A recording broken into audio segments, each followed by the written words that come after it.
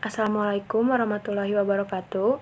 Saya Nabila Rahma Putri dari semester 2C. Di sini saya akan mereview tugas dari Ibu Profesor Dr. Haji Heni Nuraini SHMH beserta asisten dosennya Bapak Dr. Muhammad Rendi Aridayandi SHMH. Tindak pidana. Pengertian tindak pidana merupakan pengertian yuridis yang berbeda dengan istilah kejahatan atau perbuatan jahat. Dilihat dari isinya, terdiri dari perbuatan pidana atau criminal act, pertanggungjawaban pidana atau criminal responsibility. Unsur-unsur tindak pidana dibagi menjadi dua, yaitu yang pertama unsur objektif atau unsur yang ada di luar diri pelaku. Contohnya yaitu perbuatan atau kelakuan, akibat yang menjadi syarat mutlak dari delik, unsur melawan hukum, unsur yang memberatkan, unsur lain yang menentukan sifat tindak pidana, unsur tambahan yang menentukan tindak pidana. Yang kedua, unsur objektif atau yang ada dari diri pelaku. Contohnya yaitu kesengajaan, yang kedua kealpaan, yang ketiga niat, yang keempat maksud, yang kelima rencana terlebih dahulu, yang keenam perasaan takut. Pengertian luas terdiri dari yang pertama, bagian delik atau dalam bahasa Belanda Beeldelen van Hetten. Terdapat dalam rumusan delik, penuntut umum harus mencantumkan dalam surat dakwaan. Harus dibuktikan di pengadilan. Dan apabila tidak terbukti, hakim harus membebankan terdakwa. Yang kedua, elemen atau unsur delik.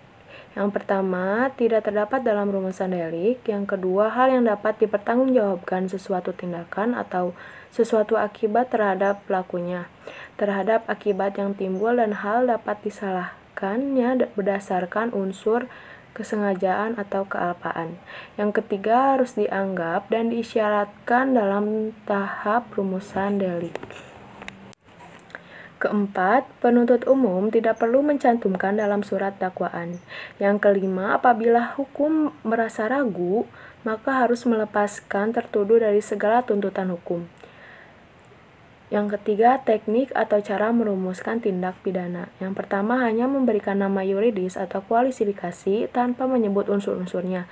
Misalnya pada pasal 351, 297, 184 KUHP.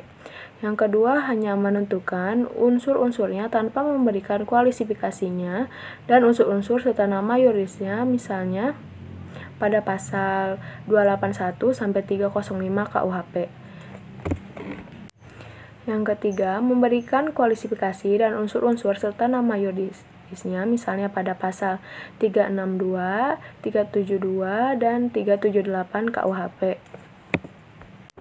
Yang keempat, subjek tindak pidana, yaitu hanya manusia atau untuk tindak pidana umum.